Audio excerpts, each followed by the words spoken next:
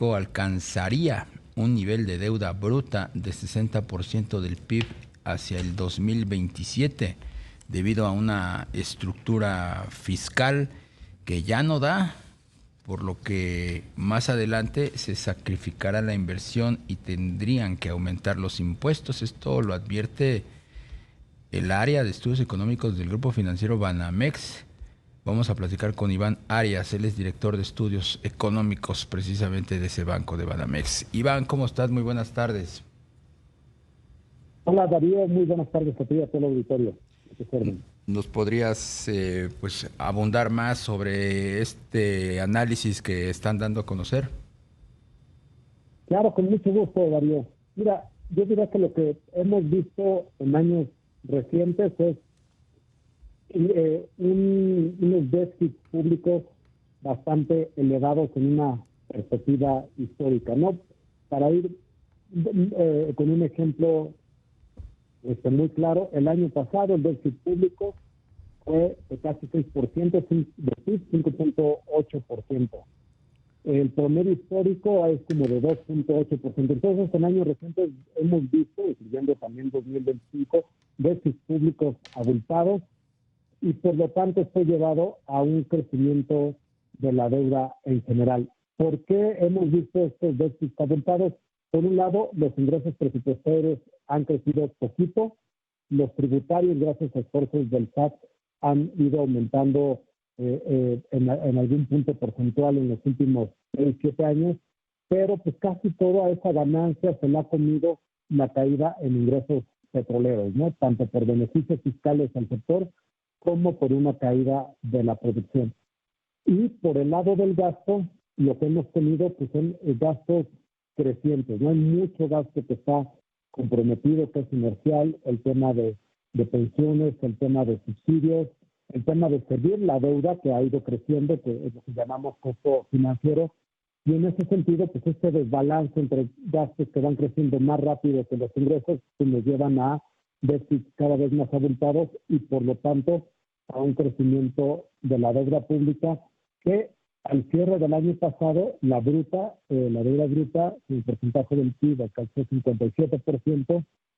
Para este año, dado ya la evolución que tenemos al cierre de octubre, que es la información más reciente, estimamos en Banamex que vamos a cerrar con una deuda de 58%, que subiría a 59% en 2026 y a 60% del PIB en 2027, dado esta inercia que estamos viendo tanto en los ingresos como en los gastos, ¿no? Que va a impedir que veamos una disminución en los balances públicos. Y bueno, un nivel ya de 60% del PIB en la deuda bruta, pues ya no es un nivel muy confortable como el que teníamos hace años, ¿no? Donde mucho tiempo hemos hablado de que la deuda de México pues es baja en comparativo internacional. En comparativos internacionales ya no lo es tan baja, considerando países similares a México, países con calificación crediticia similar, y además de que ya no es tan baja, pues preocupa esta inercia, esta trayectoria de crecimiento de largo plazo. Iván, buenas tardes, te saluda Rogelio Varela. Iván, ¿y cuál es el margen del gobierno federal para pues seguir recaudando? Ha tenido un foco especial en los grandes contribuyentes, pero ¿esto podrá continuar hacia el 2026 y 27 como lo observan ustedes?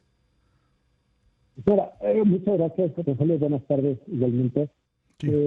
Yo creo que los márgenes han ido disminuyendo, ¿no? Efectivamente, pues sí, los esfuerzos que ha realizado Hacienda en términos de fiscalización, también de digitalización, en general de eficiencia, eficacia, han rendido frutos, pero yo creo que ya estamos llegando a los límites de los mismos.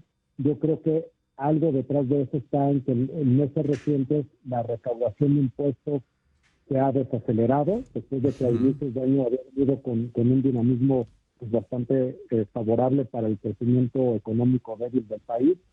Entonces yo creo que ese puede ser un síntoma. Yo creo que otro síntoma pues, es el que pues, ya Hacienda está tratando de complementar estas medidas para los años siguientes con incremento en IEPS, por ejemplo. Digo, se ha dicho que el argumento principal es temas de salud, pero yo no dudaría que la recaudación extra también sea un incentivo para poner estos impuestos, y lo mismo el tema de aranceles, ¿no? Que se dice que la idea es fortalecer la industria, pero yo creo que también esos recursos extras son un buen incentivo para que Hacienda los haya puesto, y en ese sentido, pues sí, los márgenes están disminuyendo, y pues habrá que enfrentar este reto de finanzas públicas de alguna forma en años próximos, ¿no? Ya sea incrementando la recaudación, una vía muy saludable, pues, incentivando un mucho mayor crecimiento económico que genere mayor recaudación, y a la vez pues un PIB nominal, que es el denominador de la razón de deuda PIB, mucho más alto, que disminuya esa razón. Yo creo que ese debe ser el mecanismo, ¿no? Porque si no, justo como comentábamos en la nota que señalaba Darío, pues tendremos que ver sacrificios en gasto. Mucho gasto está comprometido por ley, el gasto en pensiones, el gasto en subsidios, y en ese sentido, pues sería muy triste ver que veamos un nuevo sacrificio en términos de inversión pública para que los balances cuadren. Y esto hacia el año 2027, ¿no? De acuerdo con los cálculos que está haciendo el área de estudios económicos. Efectivamente, ¿no? Nosotros vemos que por la inercia de ingresos y gastos llegaríamos a un nivel de 59% del PIB en términos de deuda para el próximo año, y un punto adicional, llegaremos al 60% en 2027. Yo creo que sí, ya niveles pues ya algo preocupantes, y que tendrán que llevar a acciones más fuertes para mejorar la sostenibilidad de las finanzas públicas, y que no corramos riesgos de por ejemplo, pues ver una disminución en la calificación crediticia del país, o mayores niveles de riesgo país que terminan generando mayores costos para las empresas, para el mismo gobierno, y a final de cuentas, para todos. Claro. Y este incremento, esta perspectiva alcista de la deuda como porcentaje del PIB, ¿en qué medida también compromete el gasto público? Pues sí, compromete mucho, sobre todo lo que se pueda gastar en términos de gasto corriente, de gasto operativo, ha disminuido, se ha sacrificado en años recientes.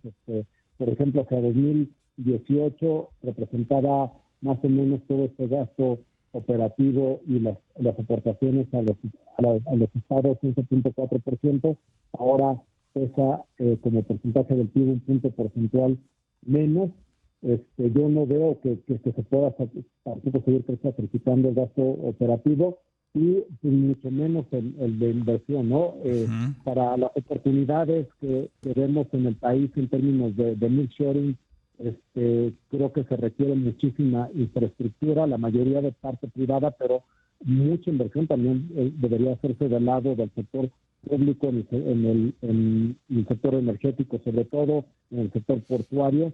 Y entonces pues esta disminución potencial del gasto en inversión pública pues terminaría afectando o limitando las oportunidades de crecimiento de largo plazo, lo cual también es indeseable, ¿no?